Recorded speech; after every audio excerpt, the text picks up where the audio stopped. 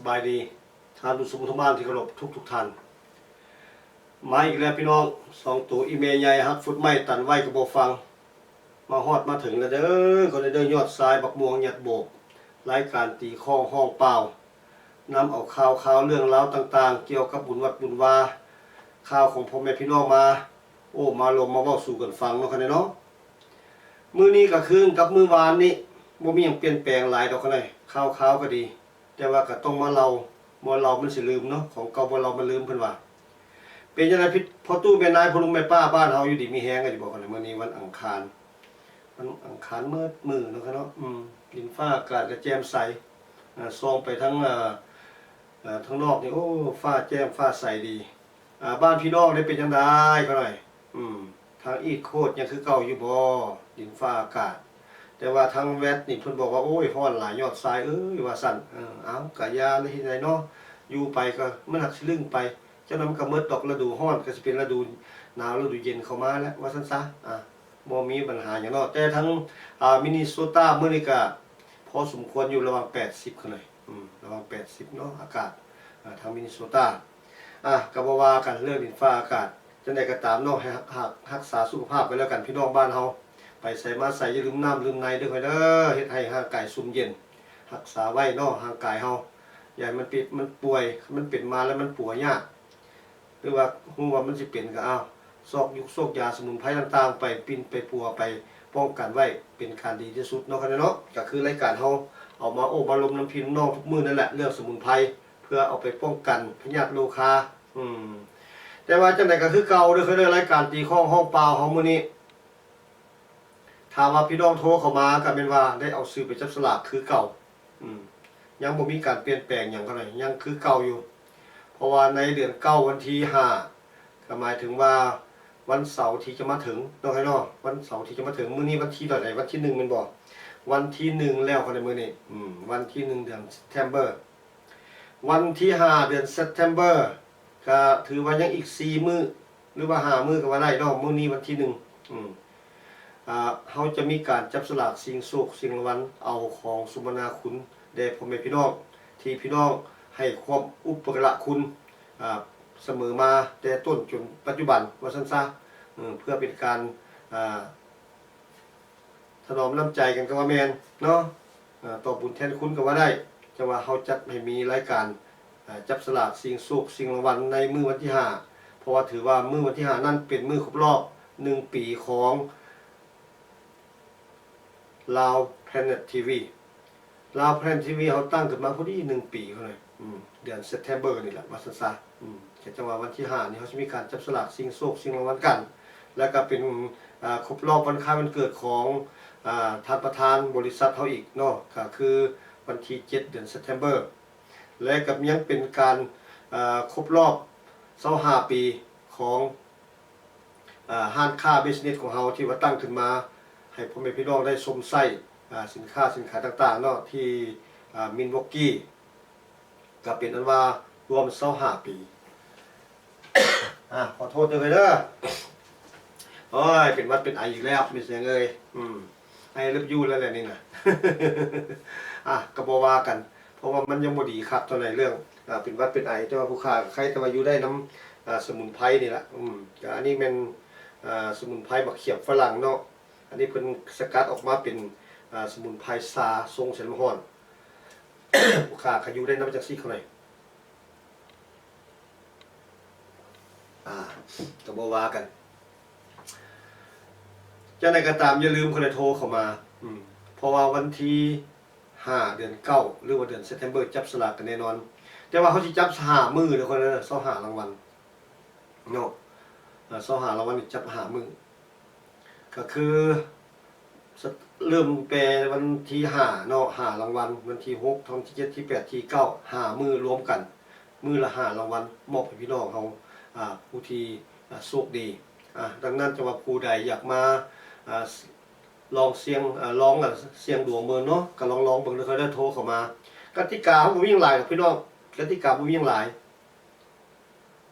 เพียงแต่ว่าพี่น้องโทรเข้ามาเท่านั้นแหละบ่ซื้อบ่หาบ่ว่ากันสมุนไพรบ่หรือว่าเสื้อผ้าหน้าแพรเพียงแต่พี่น้องโทรเข้ามาบอกว่าเอาซื้อไปจับสลากให้เด้อว่าซั่นเท่านั้นแหละก็พอแล้ว จะเป็นสมาชิกหรือบ่สมาชิกนั้นบ่มีปัญหาเพราะว่าเขาเปิดกว้างให้ทุกท่านเนาะที่ติดตามชมรายการลาว Planet TV เฮาจะซื้อจะหาบ่ว่ากันดอกอันนั้นมันเรื่องธรรมดาเนาะถ้าเขาต้องการเขาก็ต้องซื้อแม่นบ่ล่ะถ้าเขาบ่ต้องการจะซื้อไปเฮ็ดหยังล่ะแม่นตัวอันนี้เขาบ่ว่ากันพี่น้องตอนนั้นอันนี้เขาเปิดให้พี่น้องได้ลองสิ่งโชคสิ่งไซเบิ่งว่าผู้ใดสิโชคดีสำหรับปี2015นี้เนาะอันครบรอบ1ปีของลาว Planet TV นี่ของควรเขามี25รางวัลก็คือบอกไปนั่นแหละคนไหน25รางวัลมีอย่างใดรางวัลใหญ่ๆก็เป็นสินไม้ลาภสินไม้ลาภพี่น้องก็ฮู้ราคาแล้วล่ะเนาะว่ามันแพงอย่างน้อยก็4-500ฮู้เพิ่นละแล้วเทื่อก็ฮอด7-800เพิ่นล่ะก็แล้วแต่เนาะอันนี้เอามาเป็นของขวัญรางวัลที่1ให้พี่น้องโอ้ยยามบ่ได้อยู่นำฮอด2 ชั่วโมงดอกพี่น้องเป็นจังซี่ล่ะผู้ค้านี่แต่ว่าก็จังใดก็ตามเนาะอยู่ไปเท่าที่อยู่ได้แล้วก็ถ้าว่าไปบ่รอดบ่ซั่นซะแม่นได้เปิดเพลงให้สู่กันฟังกันแล้วกันเพราะว่ามื้อนี้มันเล็งเข้ามาเจ้าแล้วพอมันสิดีแล้วผู้ค้าฮู้อยู่คันว่าเป็นหวัดนี่คันว่ามันที่เข้านั่นแหละแปลว่ามันจะหายแล้วล่ะว่าซั่นซะตามผู้ค้าสังเกตจังไดก็ตามเท่าไหร่5รางวัลเนาะมือหนึงแต่ว่าเป็นสินไม้ลาภรางวัลที่1รางวัลที่2ที่3แต่ก็เฮาก็มีเสื้อไม้ปักดิ่งหลวงพ่อบางเสื้อไม้ธรรมดาเสื้อไม้แคบคำแล้วก็มีไข่มุกแท้ไข่มุกน้ำจืดตัวอันนี้เขาได้มาจากประเทศจีนอันนี้ออกมาเป็นของขวัญแล้วก็มีสมุนไพรต่างๆที่พี่น้องเห็นอยู่ในหน้าจอทีวีนี่แหละจะเอาไปเป็นของขวัญมอบให้พี่น้องในมื้อวันที่5วันที่9อย่าลืมเดี๋ยวก็ได้โทรเข้ามาหากว่าพี่น้องอยากเสี่ยงดวงตัวเองว่าซั่นๆว่าปีนี้จะโชคดีนำเพิ่นบ่เพราะว่า การยกสลากนี่บ่ว่าผู้ใดโทรมาหลายแล้วมีสื่อหลายบ่แม่นเด้อคนนั้นผู้หนึงก็ใบนึงเท่านั้นแหละว่าซั่นซะบ่แม่นว่าสิเจ้าเป็นสมาชิกข่อยต้องให้เจ้ามีสิทธิ์ได้หลายใบบ่เท่านั้นเขียนใบเดียวเท่านั้นผู้หนึงมีสิทธิ์เขียนใบเดียวดังนั้นเพื่อว่าเป็นการวัดดวงกันว่าซั่นเถาะ1 ต่อ 1ไผได้ก็เอาไปว่าซั่นซะเนาะอันนี้เฮาอยากให้พี่น้องเฮาได้บ่แม่นว่าสิไปห่วงห้ามขอแต่พี่น้องได้จังว่าพี่น้องโทรเข้ามาเด้อเคยเด้อโทรเข้ามาในรายการตีของห้องเปล่าเฮานี่ก็ได้หรือว่าอยากโทรเข้าไปหาลูกเดือนผู้ค้าพุ่นก็ได้ต่างว่าได้โอ้ลมเรื่องซื้อเรื่องผ่านำเนาะอันนี้ก็บ่ว่ากันก็ได้เพราะว่าผู้ค้านี่ส่วนมากเขาเว้าแต่เรื่องสมุนไพรแต่เรื่องซื้อเรื่องผ่านนี่มอบให้ลูกเดือนเพิ่นเพราะว่าเพิ่นเป็นผู้ยาผู้ยิ่งเพิ่นฮู้จักเว้าจักว่าเรื่องเสื้อเรื่องผ้าเนาะเฮานี่บ่ฮู้จักคันว่าเสื้อมันงามก็นุ่งโลดล่ะบ่ฮู้ว่าผ้าไหมแนวใดแบบใดบ่ฮู้ดอกบ่ฮู้สิเว้าว่าซั่นซะก็คือผู้ค้านุ่งนี่ก็เป็นเสื้อไหมเลยนะก็เด้อเสื้อไหมคอเปิดอันนี้นะเป็นคอเปิดแขนสั้นเป็นเสื้อไหมคอเปิดแขนสั้นนะก็เด้ออันนี้เฮาก็มีคือกันเท่าไหร่อยู่ในลาว Planet TV หากว่าพี่น้องอยากได้โทรเข้ามาทันสายบ่ว่าเจ้าละมีแต่ของผู้หญิงเนาะบัดผู้ชายบ่มีแล้วเนาะมีก็ได้จะได้อยากได้แขนสั้นแขนยาวแนวใดโทรศัพท์กันเข้ามาเนาะจะใส่ไปงานใหญ่งานน้อยแนวใดเรื่องเสื้อไหมนี่เข้าได้จะไปวัดไปว่าก็ได้จะเป็นงานสังคมต่างๆใส่ไปได้เนาะพี่น้องอันนี้เพราะว่ามันจบมันงามแล้วมันก็เป็นระเบียบเรียบร้อยอันนี้เอาไปชมไส้กันก็แล้วกันพี่น้องโทนเข้ามาด้วยค่อยเด้อตอนนี้เว้าเรื่องเครื่องไหมแล้วโอ้มีหลายเขาเลยมีหลายลูกเดือนลูกค้าเพิ่นสั่งมาทุกอาทิตย์นี่หลายเขาเลยแต่ละอย่างแต่ละอาทิตย์ก็บ่คือกันอันแบบเพิ่นสั่งมาเห็นบ่แต่ก่อนนี่เฮามีเสื้อไหมธรรมดาเนาะแล้วก็ต่อมาก็มีแคบคำต่อมาก็มีแคบไหมดิ่งไหมคำแท้ปักดิ่งหลวงพ่อบางเห็นบ่สำหรับเจ้าบ่าวเจ้าสาวหรือว่าผู้รักผู้ใหญ่เพิ่นเอาไปนุ่งไปถือแนวเข้าในงานใหญ่ๆบ่ว่าจะเป็นงานวิวาหมงคลบ่หรือว่างานแต่งดองงานสังสรรค์ที่ว่าเป็นงานใหญ่อยู่สถานงานสังคมอันนี้ราคาก็จะแพงแด่สำหรับเสื้อไหมคำแท้ปักดิ่งหลวงพ่อบางนี่อยากแพงเด้อเคยเด้อและต่อมาเขาก็ยังมีเสื้อไหมเนาะที่เพิ่นเฮ็ดมาใหม่นี่ก็ออกแบบใหม่ก็มีพวกที่ว่าเพิ่นเอิ้นว่ามีซับเนาะมีซับเป็นแบบว่าคือว่าเป็น เพิ่นเอิ้นหยังเขาหน่อยผู้ค้าก็ลืมเลยแหละอันนี้แปลว่าเพิ่นก็มีหลายอันหลายแนวเรื่องเสื้อใหม่ถ้าว่าพี่น้องอยากได้ก็โทรเข้ามาเนาะเพราะว่ามันมีหลายแบบหลายสีจังว่าซั่นซะจังว่าให้พี่น้องเขาโทรเข้ามา ตอนนี้ราคานี่อย่าแพงเด้เพราะว่าแต่ก่อนเนาะเขาขายตัวหนึงก็$45สำหรับอ่าผ้าไหมธรรมดาอันว่าเรื่องเสื้อแต่ว่าถ้าว่าแคบมีแคบคำนี่ก็เป็น$50แต่ว่าพี่น้องซื้อตัวหนึง45แต่ว่า3ตัวก็สัก120นี่มันก็ถือเป็นแนวหนึงเนาะเพิ่นเนาะแล้วก็สำหรับแคบไหมคำนี่เท่าไหร่ล่ะแคบไหมคำนี่ธรรมดาตัวหนึง50หรือ$55ประมาณนั้นแต่ว่าคันซื้อ3ตัวก็มีแต่$130เห็นบ่พี่น้องเขาก็ยังขายอยู่คือเก่านอกจากว่าเสื้อไหมคำไหมคำแท้ปักดิ่งหูบางอันนั้นมันแพงเด้เนาะเพราะว่าเป็นสุดเจ้าบ่าวเจ้าสาวหรือว่าสุดผู้รักผู้ใหญ่เพิ่นมักนุ่งว่าซั่นซะให้มันเบิ่งสมหน้าสมตาอันนี้แพงเด้อันนี้แพงหรือพี่น้องผู้ที่มีแผนการเนาะครับเนาะแผนการว่าอยากได้สุขเจ้าบ่าวเจ้าสาวบ่เพราะว่าเขาสิมีการแต่งงานให้ลูกให้เต้าสินะให้ลูกให้หลานหรือว่าตัวท่านเองก็บ่ว่ากันแหละเนาะออกพรรษาลาพระเจ้าแล้วก็มีแต่งานแต่งแล้วซะตามประเพณีฮิตของลาวเฮาหากว่าพี่น้องอยากได้หรือว่าอยากให้เขาออกแบบให้ก็ได้เด้อได้ลูกเดือนว่าให้เพิ่นโทรเข้ามาโลดพอลูกสิแนะนำแล้วก็สิเฮ็ดให้เพิ่นว่าจังซั่นดังนั้นพี่น้องสนใจให้โทรเข้าหาลูกเดือนผู้ค้าเด้อค่อยเด้อครับว่าพี่น้องอยากได้สุขเจ้าบ่าวเจ้าสาวหรืออยากให้เขาออกแบบให้แนวใดก็ได้เนาะอันนี้บ่ว่ากันเพราะว่าเขาสามารถช่วยพี่น้องได้พอเขามีสร้างตัดยิบให้อยู่กับเราภายในเขาเองขอจะพี่น้องสั่งมาแทกมาตุนตัวของพี่น้องเนาะอยากได้สไตล์แบบใดเฮาเฮ็ดให้อยากได้สไตล์แนวใดก็คือตอนนี้ล่ะก็มีหลายอันหลายแนวเนาะเพราะว่าเสื้อไหมเป็นแขนลูกไม้จังซี่โอ้หลายเพิ่นออกมาหลายเขาอันนี้ลูกไม้แปลว่าแคบลูกไม้ต่างๆงามเขาเลยอันนี้เป็นงามผู้ค้าก็ว่างามแต่ว่าราคาก็อยากสูงน้อยนึงก็บ่เกิน$60ดอกว่าซั่นซะประมาณ$60เนาะคำว่าสูงแท้ก็ดีประมาณนั้นแหละก็เลยแม่นหยังก็ตามเรื่องราคาเฮาบ่เว้ากันก็เลยขอให้พี่น้องโทรเข้ามาเนาะปรึกษาหารือโอ้ลมกันบ่มีปัญหาดอกเนาะเฮาเว้ากันได้คนลาวเฮาซอยกันพี่น้องซอยเฮาก็ซอยพี่น้องเอาเว้าเรื่องเสื้อเรื่องผ้าสิ้นคือกันพี่น้องมักแนวใดมักสิ้นไหมม่อนสิ้นไหมลาบสิ้นไหมไทยบ่หรือว่าไหมอิตาลีแนวใดก็ว่ากันไปเนาะมันหลายไหมอันว่าเรื่องไหมนี่ก็ดีมักแนวใดให้พี่น้องติดต่อเข้ามาหรือว่าเห็นอยู่หน้าจอแล้วก็ติดต่อเขาเนาะอยากได้หรือว่าคือว่าคันได้ไปแล้วบ่มีผู้ยิบให้ก็คือบอกให้ฟังนั่นแหละเฮามีสร้างประจำอยู่ในลาวแพนเนี่ยทีวีเฮามีสร้างประจำตัดยิบให้พี่น้องเฮาอันนี้บ่ต้องห่วงเฮาช่วยพี่น้องได้เนาะขอที่พี่น้องสั่งมาอยากเฮ็ดแนวใดอยากให้ตัดแบบใดบอกมาเฮาช่วยได้เนาะอันนี้ก็เฮาก็ซอยหลายผู้หลายคนแล้วแหละแต่ละคนมันก็โอ้ดีอกดีใจนำที่ว่าเฮามีสร้างฝีมือปานนี้ก็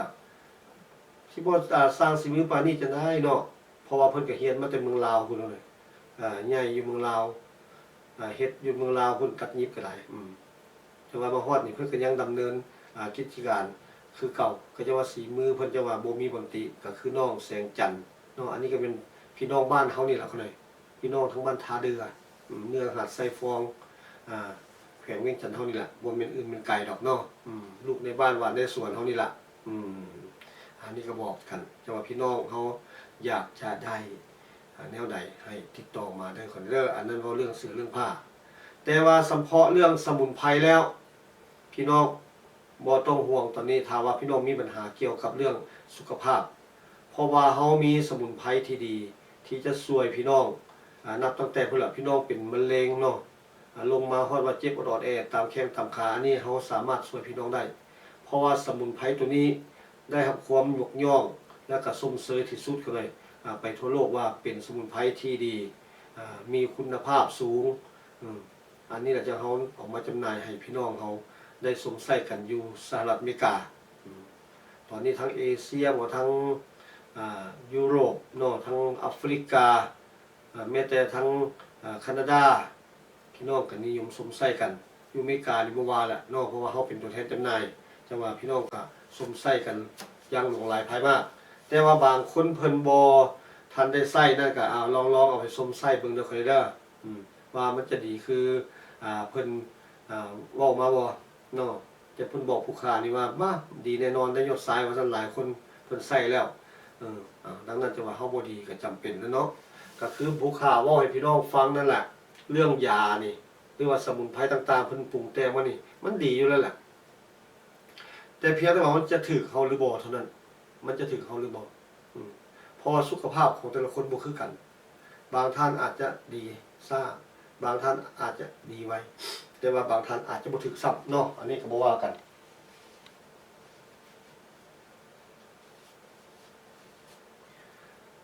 ดังนั้นแหละมันก็แล้วแต่ก็เปรียบเสมือนเฮากินเหล้านี่แหละ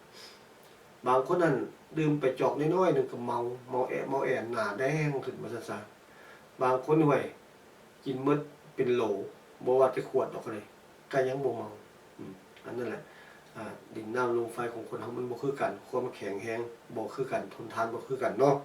ดังนั้นก็บ่ว่ากันแต่ว่าเฮาต้องลองถ้าบ่ลองมันก็บ่ฮู้พี่น้องตัวยาว่าคือจังซี่แหละเว้าเรื่องมาเขียบนี่เนาะอันนี้เฮาบ่ลองเขาบ่ฮู้มาเขียบตัวนี้เด้อพี่น้องเด้ออันนี้เฮาเอิ้นมาเขียบฝรั่งแต่ว่าพี่น้องชาวไทยนี่เพิ่นเอิ้นว่ามักทุเรียนเทศหรือว่าเอิ้นมักทุเรียนน้ำก็ว่าแม่นมักทุเรียนแขกก็ว่าได้เพราะว่าแล้วแต่เพิ่นจะฮ้องเนาะแต่เฮานี่ออกฮ้องพร้อมๆกันด้วยคนลาวมักเขียบฝรั่งเพราะว่ามันบ่อยู่บ้านเฮาได้มาจากประเทศนอกก็เลยเอิ้นตามว่านี่มาเขียบฝรั่งบ่มาเขียบลาวหน่วยมันก็ยาวๆเนาะบ่คือบักเขียบบ้านเฮาว่าซั่นซะแล้วก็หน่วยใหญ่แต่เนื้อนี่มันคือกันเนื้อนี่คือกันแต่ว่าตัวนี้อยากสมน้อยนึงอันเฮาเว้านี่แม่นบักเขียบฝรั่งตัวนี้ตัวมีหนามเด้อค่อยเด้อตัวนึงหันบ่มีหนามก็เลยก็คล้ายคือกันนี่แหละหากบ่มีหนามฉะนั้นราคาถูกแต่ตัวนี้หันแม้ถ้าไปซื้ออยู่ห้างขายหมากไม้กับแพงเท่าไหร่ห้างขายหมากไม้กับแพงเพราะว่าย้อนหยังเพราะว่ามันคันสิเว้าแล้วมันหายากกว่าแม่นเนาะเขาเนาะนั้นนี่ก็แพงแต่ว่าตัวนี้แหละที่เพิ่นเอามาวิจัยแล้วก็มากันเป็นสมุนไพรแล้วก็ลงเขาไปเห็นกันคักแน่ว่ามันบ่เป็นของธรรมดาเด้อนี่เด้อสมุนไพรตัวนี้มันแห้งเกินคาดว่าซั่นซะก็คือเพิ่นบอกว่าสามารถต้านมะเร็งได้สามารถฆ่าเซลล์มะเร็งได้เป็นหมื่นเท่าหลายกว่าคีโมเทอราพีนี่ให้พี่น้องคิดเอาจังซั่นดังนั้นล่ะจะว่าเหมาะที่สุดที่พี่น้องผู้ที่เป็นมะเร็งอยากเอาไปปิ้นปัวรักษาเนาะอันนี้อย่าลืมลองเอาไปปิ้นปัวรักษาเบิ่งเด้อเด้อเฮาบ่ลองมันก็บ่ฮู้เท่าไหร่เฮาบ่สิปะไว้อยู่หั่นเนาะเฮาต้องลองเบิ่งต้องเสี่ยงดีบ่ดีก็ลองเบิ่งพี่น้องอย่าลืมเพราะว่าพี่น้องจะเป็นมะเร็งลำไส้บ่มะเร็งตับมะเร็งเต้านมมะเร็งปอดมะเร็งต้มลูกหมากอย่างว่ากันไปมันหลายมะเร็งเรื่องมะเร็งนี่เอาไปผู้ใดที่มีปัญหาเกี่ยวกับมะเร็งอันนี้มันจะไปช่วยฆ่าเซลล์มะเร็งจะไปช่วยควบคุมเรื่องเซลล์ต่างๆเนาะให้มีสมรรถภาพดีอันนี้จังหวะอย่าลืมเอาไปสวมใส่สำหรับผู้ที่เป็นแต่ผู้บ่เป็นนั่นก็แฮงเอาไปใส่แหละเนาะเพื่อป้องกันต้านบ่ให้มะเร็งเข้ามาในร่างกายเฮาเพราะว่าร่างกายเฮานี่มันรับได้หมดทุกอันทุกแนวเนาะคืออาหารการกินเฮาเนี่ยกินลงไปอันนั้นก็ได้ว่าซั่นซะแต่ก็บางอันมันก็ดีแก่สุขภาพร่างกายไปรอเลี้ยงเฮาให้เฮามีเหือมีแรงเนาะบางอันนั้นมันก็บ่ดีมันก็ไปอุดไปตันอยู่นำกระเพาะลำไส้หรือไปกอติดอยู่หม่องใดหม่องหนึ่งนำร่างกายเฮานี่แหละพายเฮาเจ็บเฮาเป็นตุนมาก็เกิดเป็นมะเร็งเนาะอันนั้นแหละมันมาจากของอยู่ของกินเฮาหั่นแหละเรื่องมะเร็งเอาอันนี้ไปเด้อเด้อความบ่ทันเป็นเอาตัวนี้ไปดื่มเพราะว่าสมุนไพรตัวนี้บักเขียบฝรั่งตัวนี้มันจะสามารถช่วยไปล้างสารพิษต่างๆออกจากร่างกายจะไปสู่ไปทางออกเนาะบ่ให้มันเกาะติดบ่ให้มันอุดตันอยู่ในกระเพาะลำไส้เฮาเห็นบ่อายุแก่มาแล้วพี่น้องไปห้องน้ำก็บ่สะดวกไปถ่ายก็บ่สะดวกก็ย้อนว่ามันมีอันอุดอันตันดังนั้นเฮาก็บ่ได้ไปเอาสมุนไพรอย่างต่างๆมากินจักเทื่อว่าซั่นซะเพราะฉะนั้นมันมาสุมาทางมาล้างสวยเนาะดังนั้นจะว่ามันก็เกิดเป็นเราพายเฮานี่เข้าห้องน้ำยากอย่างต่างๆล่ะคือพี่น้องรู้จักนั่นล่ะแต่ว่าบัดนี้เอาตัวนี้ไปบัดนี้เอาตัวนี้เป็นล่าง ตัวนี้มันช่วยล้างสารพิษออกจากร่างกายได้เนาะร่างกายพี่น้องจะอุดมสมบูรณ์ปราศจากสิ่งต่างๆกีดขวางหรือว่าอุดตันอันนี้จะเฮ็ดให้พี่น้องอยู่ดีมีแฮงเอาไปสวมใส่กันการบ่เปรียบเสมือนหยังเปรียบเสมือนรถนี่แหละเนาะคันเฮาล้างเฮาสวยมันก็จกก็งามเป็นตัวขี้สนิมมันก็บ่มีมันก็บ่ปวดบ่เพแม่นบ่อันนี้คือกันร่างกายเฮาถ้าเฮาเอาตัวนี้ไปช่วยล้างสารพิษต่างๆออกแล้วทุกอย่างมันก็ว่าโอเคหรือว่าดีเนาะพี่น้องเอาไปสมกันใส่กันแล้วก่อนแล้วนอกจากที่เฮาช่วยป้องกันมะเร็งหรือว่าไปช่วยฆ่าเซลล์มะเร็งต่างๆแล้วยังช่วยพี่น้องสำหรับผู้ที่มีปัญหาเกี่ยวกับเลือดอันนี้ก็ช่วยได้เป็นต้นว่าพี่น้องมีปัญหาเลือดสูงเนาะ high pressure อันนี้จะไปช่วยควบคุมไปช่วยเฮ็ดให้เลือดของพี่น้องนั้นเดินแม่นแล่นสะดวกเดินแม่นแล่นสะดวกแล้วก็ยังช่วยพี่น้องผู้ที่เป็นเบาหวานได้อีกผู้ที่เป็นเบาหวานเนาะเบาหวานนี่ก็สำคัญพี่น้องคันมันขึ้นแล้วก็ปฏิโทมันลงกับปฏิโทคือกันนั่นแหละดังนั้นตัวนี้มันจะไปช่วยเฮ็ดให้ระดับของเบาหวานนั้นอยู่คงที่เอาไปสวมใส่กันลองเบิ่งเนาะหรือว่ามีปัญหาหัวใจบ่อันนี้ก็ช่วยได้มีปัญหาบักไขหลังบ่ช่วยได้หรือว่าเจ็บตามข้อตามกระดูกเนาะไปเฮ็ดเวียกงานมาอิดมาเมื่อยเจ็บตามข้อตามกระดูกตามกล้ามเนื้อว่าซั่นตัวนี้ช่วยได้เด้อคนนี้เด้อช่วยได้แม้แต่พี่น้องมีอาการภูมิแพ้มักเป็นหวัดเป็นไอเป็นไข้เป็นหนาวเป็นแอลเลอร์จีคือผู้ค้านี่แหละเขาเลยอันนี้ช่วยได้เด้อคนนี้สามารถควบคุมได้บ่ให้เป็นไฮแฮงว่าซั่นซะมันก็ค่อยดีไปเอาไปดื่มกันค่อยเวลาพี่น้องดื่มลงไปแล้วมันจะช่วยกระตุ้นเฮ็ดให้พี่น้องมีเหือมีแฮงกระซุ่มกระซวยขึ้นมาอย่างผิดปกติบ่เชื่อเอาลองไปเบิ่งเนาะอันนี้แม่นเพิ่นให้ทรงใส่น้ำอุ่นเด้อค่ะเด้อเพราะว่ามันเป็นผงคือนมนี่อยู่ในนี้เพิ่นให้ทรงใส่น้ำอุ่นแล้วถ้าว่ามันแตกดีเรียบร้อยแล้วว่าซั่นซะเฮาเอาน้ำร้อนพาแดกก็ได้ข้าวกินให้ร้อนได้เนาะอันนี้กินง่ายใส่ง่ายครับมันเป็นสมุนไพรหมักไหม้เป็นสมุนไพรหมักไหม้ลองเบิ่งกันเลยราคา$40คือเก่า3ถุงเด้3ถุงก็100คือเก่าบ่เปลี่ยนแปลงเรื่องราคาเพราะว่าได้เว้ามาแล้วเนาะแม้แต่พี่น้องซื้อนำตัวแทนจำหน่ายเพิ่นก็เท่าๆกันกับเฮานี่ล่ะเพราะว่าย้อนหยังเฮาให้พี่น้องเอาไปขายในราคาคือกันเนาะคือกันบ่แม่นว่าซื้อนำผู้นั้นได้ถูกซื้อผู้นี้ได้แพงบ่แม่นราคาเท่ากัน3ถุง100เด้อพี่น้องเด้อตอนนี้3ถุง100แล้วหมดค่าฝากค่าส่งนอกจากพี่น้องอยู่ทางต่างประเทศคือแคนาดานี่อันนี้ต้องจ่ายค่าฝากค่าส่งแล้วกันเนาะว่าเรื่องเขียบฝรั่งตัวนี้แต่ว่าบักเขียบฝรั่งเขานี่ยังมีแนวนึงอีกเด้อก็เด้ออันนี้มันเป็นผงเนาะเป็นชนิดผงทรงใส่น้ำอุ่นแต่ว่าเดี๋ยวนี้เขามีแบบสบายๆมาแล้วที่พี่น้องห้องหาอยู่ประจำมาซะอันนี้ก็เป็นอันเดียวกันนี่เราค่อยมาเขียบฝรั่งเขาตัวนี้แหละอันเดียวกันแต่ว่าเพิ่นสกัดมาเป็นแคปซูลมาเป็นเม็ดตัวนี้นะมาเป็นเม็ดอยู่ในนี้มี100 เม็ดเลย100 เม็ดเพิ่นให้กินมื้อนึงก็2 เวลาว่าซั่นซะก็คันสิกุ้มนี่กุ้มเท่าไหร่กุ้ม50 มื้อเนาะครับเนาะอันนี้ก็ราคา$40แต่ว่าถ้าพี่น้องซื้อ3ก็เป็น$100อันนี้จะมาบอกพี่บอกน้องเอาไปสมใส่กันเฮามีแล้วเด้อนี่เด้อขึ้นรถลงเรือไปเหนือล่องใต้ไปวัดไปว่าไปเวียกไปงานถือไปคิดตัวไปเนาะฮอดยามก็ดื่มน้ำใส่แล้วก็แล้วบ่ต้องไปแต่ว่าตัวนี้เหมาะที่อยู่กับเฮือนเฮาทรงสน้ำอุ่นเนาะตัวนี้เหมาะสมที่พี่น้องผู้ที่มักเดินทางอันนี้เฮามีแล้วเด้อค่ะเด้ออันนี้บ่ได้ขาดตลาดจังได๋พี่น้องรอให้เพิ่นเอามาซะก่อนจะเว้ากันว่าซั่นบ่อันนี้เฮามีแล้วอยู่ในลาวแพนเน็ตทีวีเขานี่มีแล้วเขาเลยอันนี้มีแล้วให้พี่น้องโทรเข้ามาโหลดเขาเลยเขามีแล้วเด้อ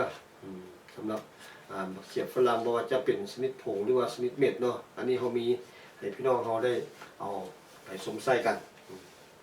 หรือว่าพี่น้องทานทรายอยากได้แนวไหนบอกมาเท่าไหร่อยากได้ตัวที่ว่ากันให้บอกตัวที่ว่ากันเขาก็ยังมีอยู่ดอกเขาเลยยังมีอยู่บ่เป็นสิเบิดดอกเขาเลยนี่ อันนี้มีแล้วนี่อันนี้สมุนไพรเมียหักที่พี่น้องถามหายังอยู่หากว่าพี่น้องสนใจโทรเข้ามาเขาเลยอันนี้สำหรับทานทรายโดยเฉพาะสมุนไพรเมียหักหรือซื้อเพิ่นว่าพี่กาพาโลเขาเลยพี่กาพาโลอันนี้เขาใส่ซื้อเองดอกผู้ค้านี่ใส่ว่าสมุนไพรเมียหักเป็นอย่างว่าจังใส่สมุนไพรเมียหักเพราะว่าเวลาใส่ลงไปแล้วนะ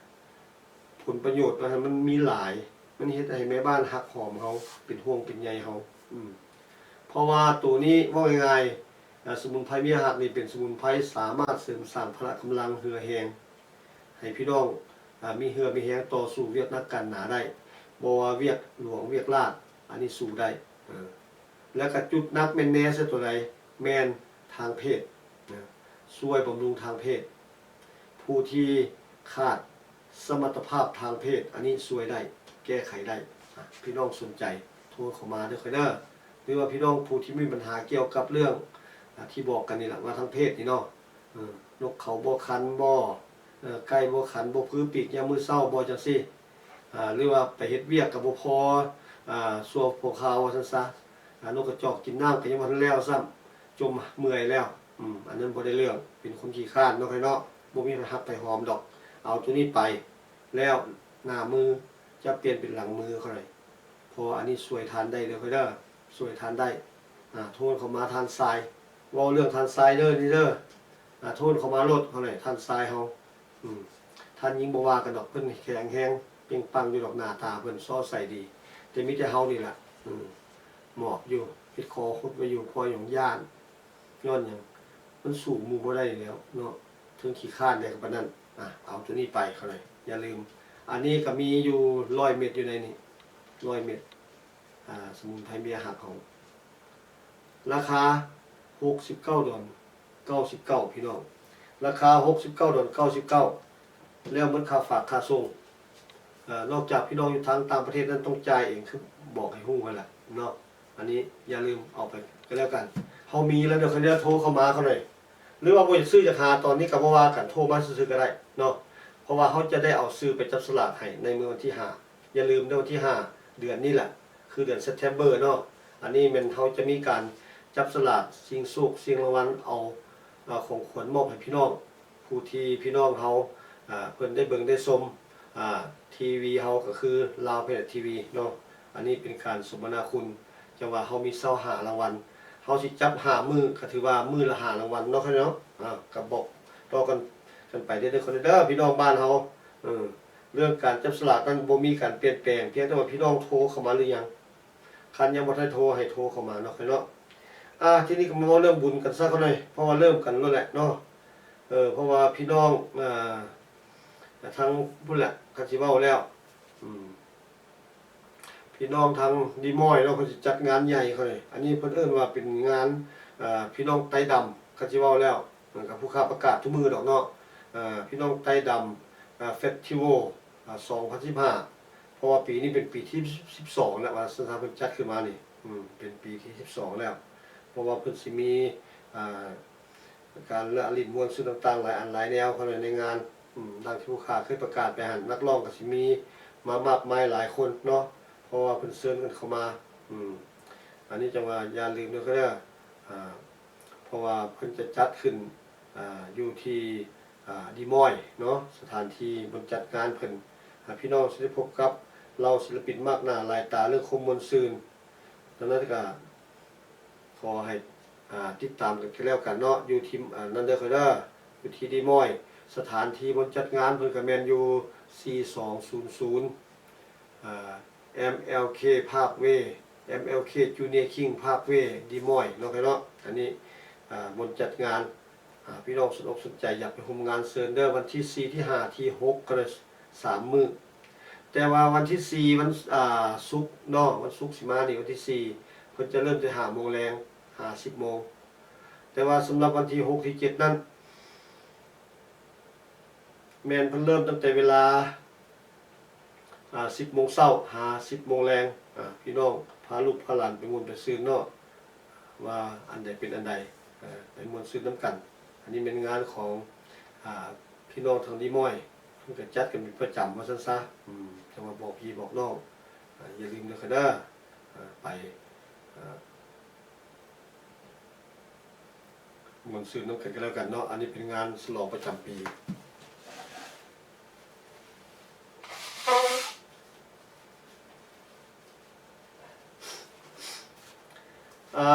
อยู่ที่ดีมอย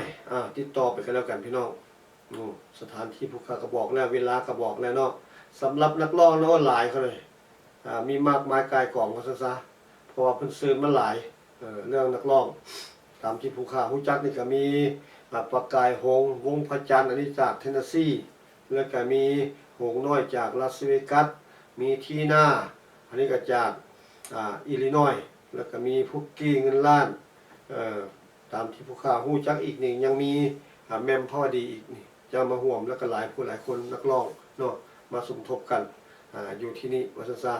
งาน3 มื้อไปพบไปพ่อกันก็แล้วกันเนาะอันนี้เป็นงานของพี่น้องไต้ดำเฮาวัดซาเพราะว่าทางดีมอยพี่น้องก็ฮู้แล้วล่ะพี่น้องพอไต้ดำเฮาอยู่หันโอ้หลายเขาหน่อยก็ถือว่าเป็นเมืองนึงก็ว่าแม่นเนาะจังว่าปีนี้เพิ่นฉลองเป็นปีที่12วัดซาไปมวนไปซื้อกันเด้อเด้อหรือว่าอยากติดต่อสอบถามรายละเอียดก็ได้เขาให้ติดต่อไปที่เบอร์โทรศัพท์นี่เด้อเด้อพี่น้อง515 974 6762 515 974 6762และอีกเบอร์หนึ่งก็แม่น515 274 5965 515 274 5965ให้พี่น้องสอบถามรายละเอียดไปกันแล้วกันเนาะอันนี้เป็นงานของทางดีมอยเพิ่นสิจัดเนาะเป็นงานฉลองครบรอบ12 ปีในการจัดงานอยู่วัดสันซาของพี่น้องได้ดำเฮาเนาะก็บอกพี่น้องต่อๆกันไปอย่าลืมไปหมดไปซื้อกันแล้วกันและสำหรับงานอีกงานหนึ่งก็เป็นอยู่ทาง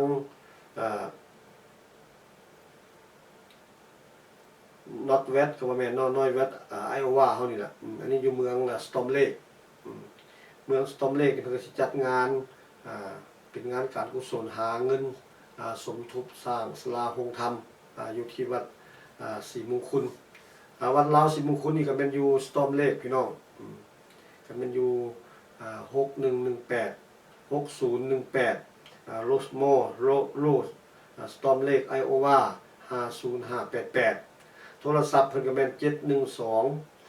662 2279 712 662 2279และก็อีกเบอร์นึงก็เป็น712 291 2576อันนี้เป็นเลขโทรศัพท์ของทางวัดเนาะว่าพี่น้องสนใจอยากจะสอบถามรายละเอียดกระโทรเข้าไปเขาหน่อยเพราะว่างานนี้มันจะเริ่มตั้งแต่วันที่5ที่6และที่7สำหรับวันที่5นั้นเป็นงานอุ่นเครื่องว่าแม่นเพิ่นสิเปิดงานเปิดตลาดทานค้าและก็ซุ่มแซวกันเนาะแต่4 โมงหา 9 โมงสำหรับงานแท้ๆนั้นเป็นงานคอนเสิร์ตในวันที่6 เดือนเซปเทมเบอร์ 2015เพิ่นจะเริ่มตั้งแต่เวลา 3 โมงแลงหา 12 โมงอันนี้พี่น้องจะได้พบกับแดงดวงเดือนนี่นักร้องที่มาจากเมืองลาวเฮาเนาะแล้วก็มีสเปนเซอร์จากจอร์เจียแล้วก็จากเทนเนสซีก็เป็นจักรจันทร์ USA อันนี้จะไปพบกับพ่อพี่น้องอยู่ทางเมืองสตอมเลกกับบ่ว่ากันเนาะเชิญเด้อครับเพราะงานนี้เพิ่นเก็บผ่านประตูเพียงแต่$10ผู้นึงเท่านั้นไปโมไปซื้อกันแล้วกันแล้วตื่นมาเป็นวันที่7เนาะเพิ่นก็ยังเริ่มงานตัวแต่ว่าเป็นงานพิธีทางศาสนาเพราะงานนี้เพิ่นจะเริ่มตั้งแต่เวลา 10 โมงเช้าเป็นต้นไปสิมีพิธีใส่บาตรหยาดน้ำถวายเพลแด่พระสงฆ์ฟังธรรมเทศนารับพรจากพระสงฆ์เนาะกินข้าวสามัคคีร่วมกันพี่น้องเฮาเป็นวันจบพิธีสำหรับงานคอนเสิร์ตการกุศลสมทบทุนสร้างวัดของวัดลาวศรีมงคลพี่น้องอย่าลืมนะครับในวันที่5ที่6และที่7ไปเชิญไปแล้วก็ไปมวลซื้อนุกันพี่น้องเฮาและก็สำหรับวันที่5เนาะว่าถึงวันที่5วันที่5มันถึงวันเสาร์พี่น้องอย่าลืมนะครับพี่น้องทางดีมอยเป็นต้นมาพี่น้องทางร็อกฟอร์ดเฮาเข้าไป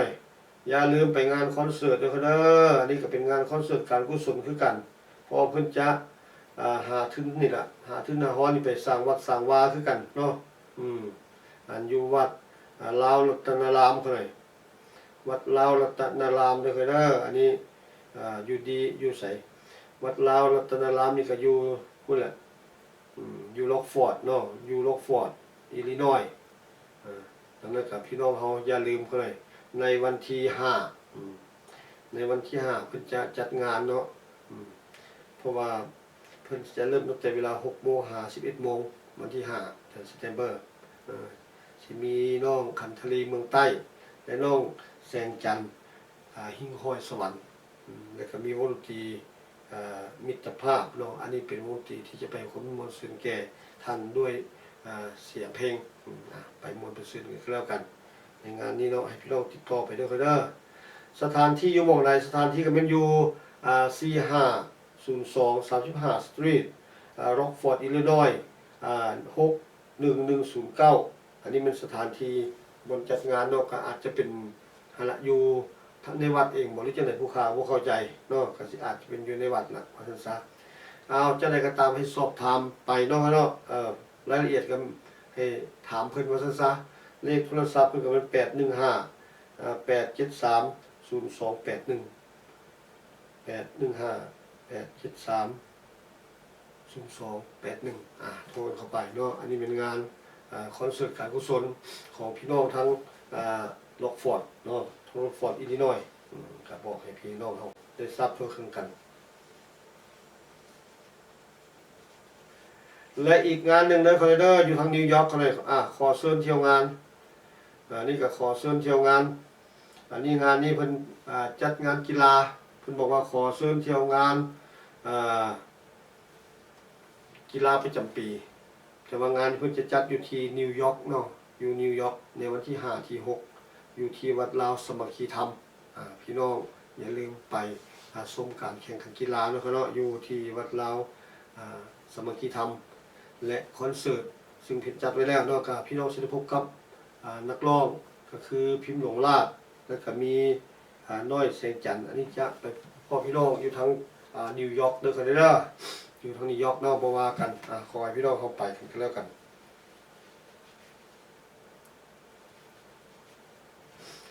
แล้วอีกงานหนึ่งเนาะพี่น้องทางโอไฮโอเขาหน่อยอย่าลืมเด้อพี่น้องทางโอไฮโอนี่ไปร่วมงานเหมือนกันเขาหน่อยเพราะว่างานนี้เพิ่นจะจัดขึ้นอยู่ที่โคลัมบัสโอไฮโอซึ่งเป็นงานคอนเสิร์ตอันนี้นะเป็นงานใหญ่คือกันเพิ่นจัด2 มื้อเป็นงาน Labor Day Weekend เนาะวันที่5ที่6สิจัดอยู่ที่ Fort Lapid Water Park Hotel and Resort พี่น้องสิพบกับไม้พิรมพรแล้วก็มีเด็กสบายพรใต้ดอกเกตแล้วก็มีตุ้ยเบบี้กันเนาะแล้วก็มีหมั่นมณีวันแล้วก็มีลาวีวงอินอันนี้มันอยู่โอไฮโอเองเท่านั้นแล้วก็มีนักร้องจากมิชิแกนกับเมนริกมูลประโมกเนาะอันนี้เพิ่นจะไป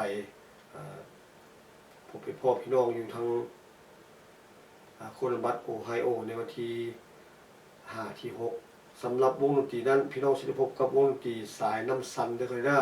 จะไปความสุขด้านเสียงเพลงเสียงดนตรีให้พ่อแม่พี่น้องเฮาได้มวลซื่นโฮแซลกันแต่ว่าอย่าลืมวันที่5วันที่6อาทิตย์จะมานี่แหละเขาเลยเดือนสิงหาคมเขานี่แหละและกับพี่น้องทั้งแซนดิเอโกเนาะบ่แม่นพี่น้องทั้งเฟสโนขอโทษเขาเลยพี่น้องทั้งเฟสโนเด้อเด้ออันนี้ก็อย่าลืมเขาเลยไปมวลซื่นน้ำกันเนาะเพราะว่าเพิ่นสิมีงานคอนเสิร์ตคือกันอยู่ทั้งเฟสโนเพิ่นสิจัดงานคอนเสิร์ตการกุศลว่าจังซั่นซะสิเว้าเนาะพอเพิ่นสิจัดอยู่ที่วัดลาวธรรมสัจจะ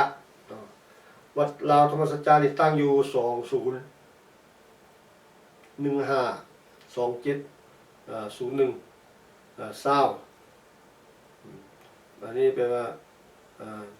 2701ฟูดอเวนูเฟสโนแคลิฟอร์เนีย93703อันนี้เป็นสถานที่บนจัดงานเนาะก็คือสถานที่ของวัดลาวธรรมสัจจะนี่แหละ เพิ่นจะจัดในวันเสาร์วันที่12แล้วก็เนาะวันที่12ก็คืออาทิตย์หน้าวันอาทิตย์นี้ก็เลย12จะได้กระตามแล้วก็ได้ให้พี่น้องโทรศัพท์เข้าไปก็เลย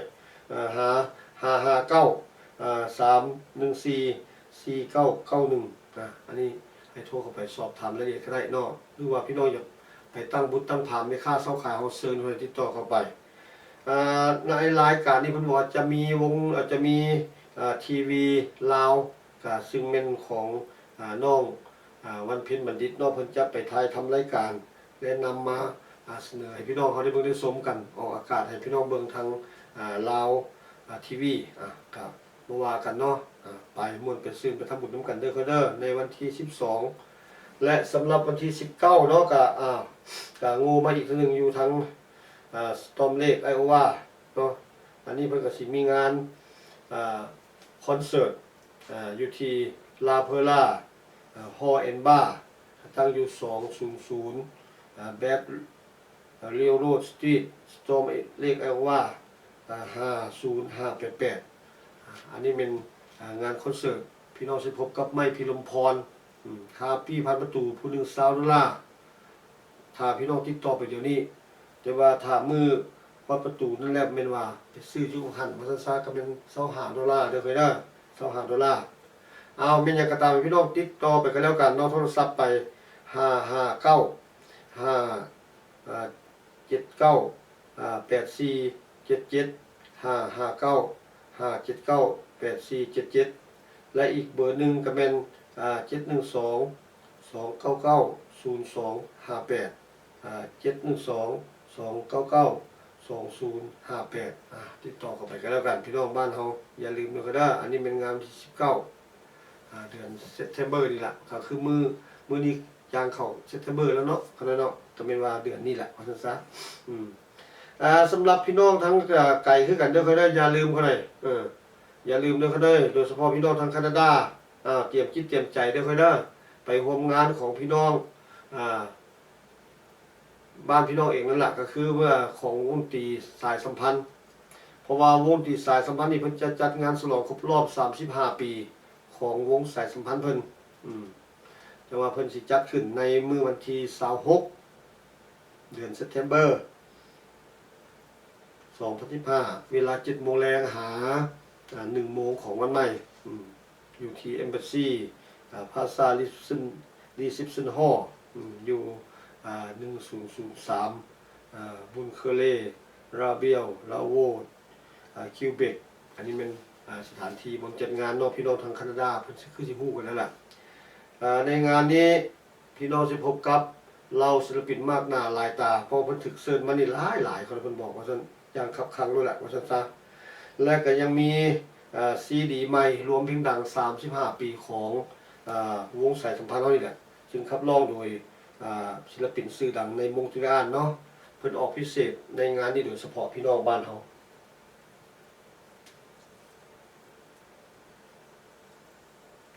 ดังนั้นก็อย่าลืมเนาะไปม่วนไปซื้อไปเอาซีดีม่วนๆมาเพิ่งมาชมกันอย่าพลาดเด้อก็ได้อย่าลืมอย่าพลาดเขาเลยงานนี้นอกจากพี่น้องสิพบกับวงดนตรีและนักร้องมากหน้าหลายตาแล้วยังจะได้พบกับนักร้องสาวสวย2ท่านที่เพิ่นเสื้อเชิญมาร่วมในงานนี้โดยเฉพาะก็เป็นน้อง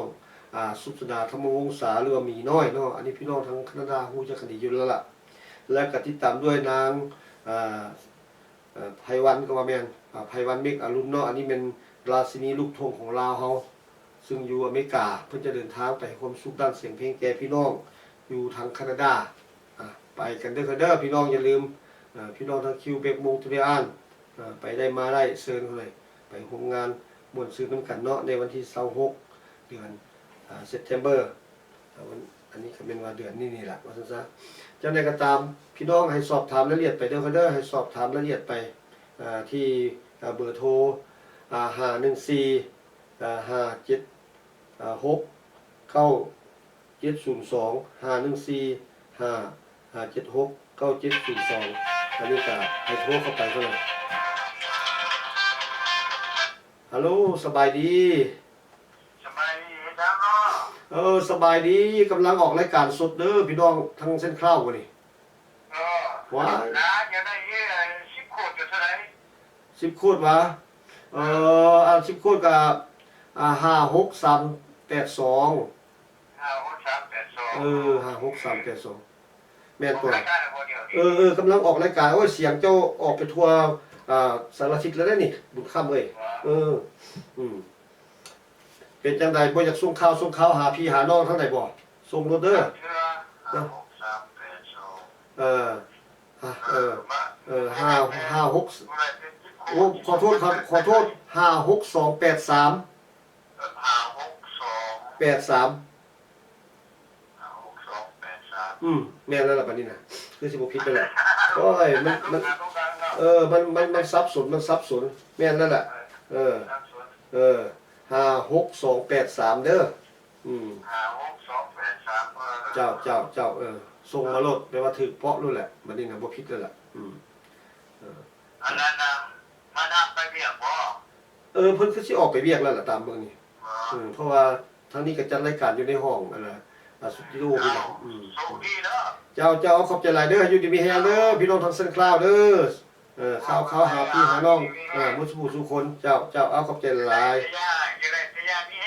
ไว้เอาแม่นี่เด้บ่ได้เบิ่งบ่นี่อันนี้สมุนไพรเมียหักได้นี่น่ะนี่แล้วมาเอารถยังมีอยู่เด้อคันอยากได้คันอยากได้ก็บอกมารถสิส่งให้สิส่งให้เอาโอเคขอบใจหลายๆเด้อเจ้าอยู่ดีมีแฮงเจ้าขอบใจหลายอันนี้ก็เป็นพี่น้องทั้งเส้นคราวเนาะทานบุญค่ำพิรวันก็เป็นน้องเพิ่นบอกว่าโอ้ยอยากเสื้อเซินไปในงานว่าซั่นเพิ่นสิเฮ็ดงานบุญกฐินก็วางแผนไว้แต่ดุลมาซั่นเนาะเฮ็ดหยังคือกันล่ะกองกฐินนี่มันบ่เป็นง่ายพี่น้องคันสิเว้าแล้วมันเป็นงานใหญ่เนาะเฮาเฮ็ดผู้เดียวบ่ได้ต้องให้พี่น้องเฮามีส่วนร่วมเพราะมันบุญหลายคือผู้ค้าเคยเว้ากันแหละนักหลายนี่แบกมันบ่ได้เด้อค่อยแบกหลายมันหลังหักได้เนาะมันต้องซอยกันแบกซอยกันหามอันนี้กองกฐินนี่เป็นกุศลอันใหญ่หลวงว่าซั่นซะทั้งนั้นจะว่าก็ต้องหลายผู้หลายคนซอยกันเนาะนี่เป็นก็สิข่าวผู้ค้าฮู้แล้วล่ะพ่อเพิ่นอาทิตย์2อาทิตย์หลังนั้นเพิ่นว่าว่าซั่นอยากเสื้อเซินมาร่วมเด้อว่าซั่นบ่เป็นหยังเนาะส่งมาก็สิประกาศให้พี่น้องได้ฮู้นำกันคือกันนั่นแหละบ่เป็นหยังดอกเนาะส่งเข้ามาโลดว่าซั่นซะข่าวเด้อใดเพิ่นอยากข่าวให้ส่งมาพี่น้องเฮาส่งมาที่อยู่ของผู้ค้านี่แหละที่อยู่ของผู้ค้าแท้ๆนั่นเด้อเป็นที่พี่น้องเห็นอยู่หน้าจอทีวีนั่นเป็นของบริษัทเฮาเขาเลยที่อยู่ของผู้ค้าพี่น้องอยากจดไว้ก็ได้609นอร์ทเด้อก็เด้อ609นอร์ทสเวนสตรีทเรดวูด4มินนิโซตา56283อันนี้มันที่อยู่ของผู้ค้าเนาะหากว่าพี่น้องอยากจดหรือว่ามีอย่างอยากติดต่อมาก็ติดต่อมาได้เนาะเป็นจดหมายบ่หรือว่าอีกอย่างต่างๆหรือว่าอยากแท็กเข้ามาทั้งFacebook ของผู้ค้าก็ได้เนาะ Facebook ของผู้ค้าก็ให้ตีชื่อคำว่ายอดทรายนั่นล่ะพี่น้องก็จะได้เห็นรู้ล่ะว่าซั่นเนาะมีหยังก็ส่งมาทำเมสเสจให้หรือว่าจะเข้าไปทั้งเว็บไซต์ก็ได้ www.laoplanet.com เด้อเด้อ www.laoplanet.com แต่ว่าลาวนี่ใส่ตัว s ทั้งท้าย L A O S เนาะแล้ว planet อันนี้แปลว่าพี่น้องจะเห็นทุกสิ่งทุกอย่างที่เฮาโชว์ไว้หั่นล่ะว่าซั่นซะบ่ว่าจะเป็นเสื้อผ้าหน้าแพรสมุนไพรต่างๆอันนี้เฮามีอยู่หั่นเนาะจังว่าอย่าลืมบอกพี่บอกน้องจังว่ามีหยังติดต่อเข้ามาเนาะมีข่าวใดๆอย่าลืมเด้อครับเด้อพี่น้องทั้งแคนาดาเฮาเนาะเว้ายังบ่สุดแต่ว่าก็สุดไปแล้วแหละหากว่าจังได๋ก็อย่าลืมก็แล้วกันวันที่26เนาะวันที่26เดือน September 2015เริ่มแต่เวลา 7:00 นหา1:00 นอันนี้เป็นงานเฉลิมฉลองครบรอบ35ปีของวงสัมพันธ์ในงานนี้พี่น้องค่าผ่านประตูเพิ่นนั้น$55แต่ว่า$55นั้นพี่น้องต้องบ่ต้องห่วงดอกเพราะว่าเข้าไปในงานนั้นทุกอย่างพี่น้องจะพอใจเป็นต้นว่าในโต๊ะของท่านนั้นจะมีเราไหว้หรือว่าเราแว่งนี่ละ2 ขวดแล้วก็เสิร์ฟอาหารครบสุดของหวานเครื่องดื่มฟรีอันนี้บอกพี่น้องเนาะให้มั่นใจ ไปร่วมงานกันแล้วกันให้โทรศัพท์ไปเด้อหาคณะกรรมการจัดงานเพิ่นก็คือทานอนุสักษ์ธรรมวงศานี่โทรศัพท์เพิ่นก็514 576 9702 514 576 9702อีกเบอร์หนึ่งก็เป็นของอนุสรณ์ธรรมวงศาก็เป็น450 445 4196 450 445 4196และอีกเบอร์หนึ่งก็เป็นของดอบัวเพชรอันนี้ก็เป็น514 998 4574 514 998 4574อย่าลืมเนาะครับเนาะติดต่อสอบถามรายละเอียดไปได้ก็แล้วกันเนาะอันนี้เป็นเรื่องว่างานของวงสัมพันธ์เนาะครบรอบ35 ปีเพิ่นจะฉลองกันแต่ว่าจื้อเอาไว้ว่าวันที่26 September เด้อครับเด้อพี่น้องทางแคนาดาบอกต่อกันไปได้เขาเลยเนาะหรือว่าจังใดหรือว่าพี่น้องมีปัญหาอีหยังเขาเกี่ยวกับเรื่องสุขภาพบ่หรือว่าเรื่องไขมันแต่ว่าเรื่องไขมันนี่เด้อครับเด้อพี่น้องขอบอกเลยบ่ต้องห่วงดอกเสื้อผ้าหน้าแพ้ที่พี่น้องเห็นอยู่นั่นเนาะอันนี้พี่น้องจะได้นุ่งแน่นอนถ้าว่าพี่น้องใส่สมุนไพรเฮาตัวนี้ไปว่าซั่นซะก็ขอบใจเนาะ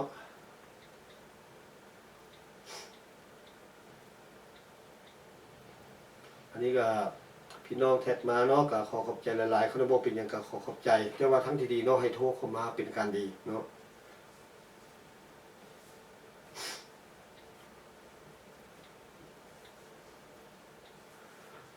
บ่ว่ากันอันนี้ก็ขอเว้าต่อเรื่องว่าเรื่องไขมันเนาะเรื่องไขมันนี่พี่น้องบ่ต้องห่วงเดี๋ยวนี้ให้เอาตัวนี้ไปก็แล้วกันเนาะแต่ว่าบางท่านว่าเอ้ยข่อยจักสิเฮ็ดจังได๋แล้วว่าซั่นคือว่าอุกใจแท้บ่ต้องอุกใจหรอกเด้เพราะว่ามันใช้ได้หลายคนเพิ่นว่ามันดีเดี๋ยวนี้นิยมกันทั่วโลกว่าซั่นซะอันนี้ก็จังว่าบอกพี่บอกน้องนะครับเนาะอย่าลืมเอาไปซุ่มใส่นี่เอาเว้ากันเนาะจังว่าผู้ค้าก็โอ้ยเนาะทั้งเว้านำพี่น้องทั้งเฟซแดแล้วทั้งบนพี่น้องทั้งหน้าจอได้เฮ็ดจังซี่ล่ะคนผู้เดียวพี่น้องเอ้ยอันนี้บ่แม่นหยังเขาเลย อันนี้แม่นพี่น้องนั่นแหละใส่ซื้อมาแต่สมัยลูกเดือนออกทำอิฐพุ่นล่ะเพิ่นใส่ซื้อว่าหมากพุ่งแตกพุ่งทลายเลยลูกเดือนก็ว่าเอาตัวนี้ล่ะเอาเป็นลิขสิทธิ์ของเฮาเลยแหละว่าซั่นสมุนไพรตัวนี้หมากพุ่งแตกพุ่งทลายนี่ว่าซั่นก็เลยห้องหมากพุ่งแตกพุ่งทลายกันมาแต่นั้นล่ะความจริงมันบ่แม่นหมากพุ่งแตกพุ่งทลายดอกเพิ่นเอิ้นเปรียบเปยซื่อๆพี่น้องบ่ต้องย่านดอกหลายคนว่าให้ผู้ค้าอยู่ยอดซ้ายว่าซั่นเจ้าคือว่าเป็นตาย่านแท้สมุนไพรเจ้าว่าซั่นเอาเป็นหยังคือว่าพุ่งแตกพุ่งทลายว่าซั่นมันบ่แม่นมันบ่ต้องย่านดอกเปรียบเปยซื่อๆไขมันแตกไขมันทลายอันนี้มันซวยเฮ็ดให้ไขมันแตกไขมันทลายแต่ว่าเพิ่นเลยเอิ้นว่าหมากพุ่งแตกพุ่งทลายหมากอันนี้เป็นหมากหยังเฮาเอิ้นว่าหมากสิดาแขกหมากสิดาอันนี้มันคล้ายๆกับหมากเหยาคันสิเว้าแล้วหมากสิดาแขกตัวนี้แต่ว่าชื่อของเพิ่นก็มีดอกกาซิเนียแคมโบเซียกาซิเนียแคมโบเซียนี่แม่นหมากไม้ทั้งเมืองแขกเมืองต่างว่าซั่นซะแต่ว่าเพิ่นเอามาสกัดเป็นสมุนไพรสำหรับไขมันเพราะว่ามันมีสารตัวนึงอยู่ในนี่หมากไม้นี่สามารถช่วยเผาผลาญไขมันหน้าท้องได้เพิ่นว่าจังซั่นจังว่าเพิ่นเลยสกัดมาให้พี่น้องเฮาเอาไปสวมใส่กันเกี่ยวกับผู้ที่มีปัญหาเรื่องหน้าท้องใหญ่เพราะว่าไขมันหลายเนาะอย่าลืมเอาไปสวมใส่เด้อค่อยกินก็ง่ายตัวนี้ง่ายเพราะว่าย้อนหยังทรงเซรั่มอุ่นแล้วกันดื่มตอนเช้าโลดเทื่อเดียวมันจะไปช่วยล้างไปช่วยเผาผลาญไขมันจะช่วยไปเผาผลาญอาหารที่เฮากินไปเป็นต้นว่าพวกน้ำมูกน้ำมันต่างๆเนาะแล้วก็หรือว่าพวกที่ว่าเป็นแป้งธาตุแป้งว่าซั่นซะที่เฮากินลงไปนั่นมันจะไปเผาผลาญแล้วก็ทำลายออกไปสิเก็บไว้แต่ส่วนดีๆเอาไปบำรุงร่างกายเนาะไปสร้างเป็นพลังงานเอาไปโจมตีไปทุบไปทำลายมันเรื่องไขมันมันจะออกไปแนวนั้นอันนี้แหละจังหวะให้พี่น้องเอาไปสวมใส่กันเด้อค่อยเด้อ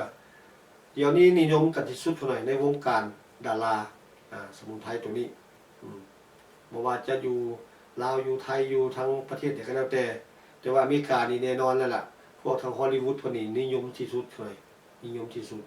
เพราะว่าเพิ่นว่าใส่แล้วมันดีเฮ็ดให้หุ่นจบหุ่นงามดังนั้นจะมาให้พี่น้องเอาไปสวมใส่ลองเบิ่งเนาะผู้ที่มีปัญหาเกี่ยวกับเรื่องไขมันอันนี้เฮาเป็นตัวแทนจำหน่ายพี่น้องใส่แล้วมีปัญหาอย่างโทรเข้ามาโลดเขาได้โทรเข้ามาหาที่เฮาเขามีเลขโทรศัพท์อยู่นี่ติดอยู่นี่414นี่โทรเขาได้ทุกเวลาอยากเอาไปจำหน่ายบ่ขาย